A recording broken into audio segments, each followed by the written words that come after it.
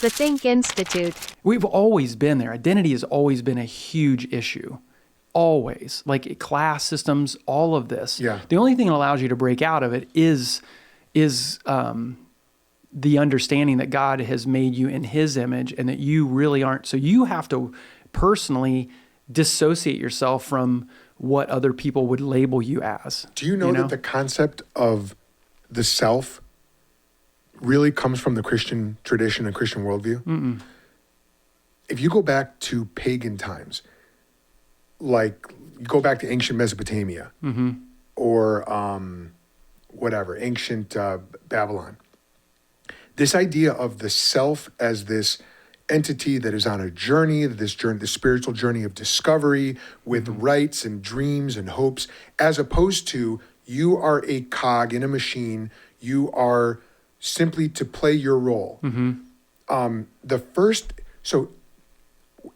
I've read and I've studied that the first person to really express that in literature was actually St. Augustine. If you read about his Confessions, you read about the journey that he was on as a self, standing before God. Our hearts are restless until they rest in thee, talking about this journey that he's on with the Lord.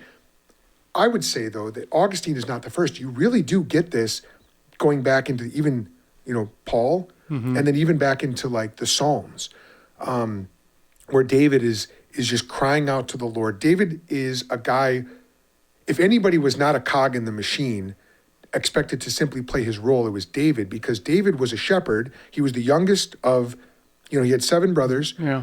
And if anybody would have been a candidate for just play your role, shut up and get through life, you are insignificant, it would have been David. But God elevates him to the highest position. He's the greatest king in God's chosen nation. Yeah. That's incredibly significant.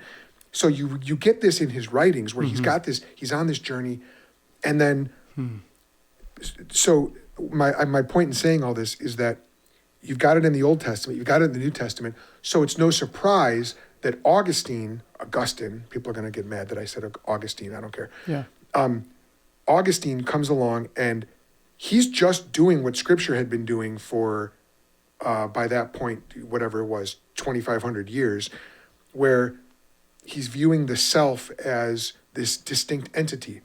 And so nowadays the self has run wild and rampant, where self-expression is everything, but that is a corruption of a really good stream that goes all the way back to the Old Testament. But it's a biblical, I would say Christian, but it's a biblical idea, this idea that you are the self, you are on a journey, you have hopes, you're not bound to the status that you were born into. You were born into. And that probably goes back to Moses too, if you really want to say.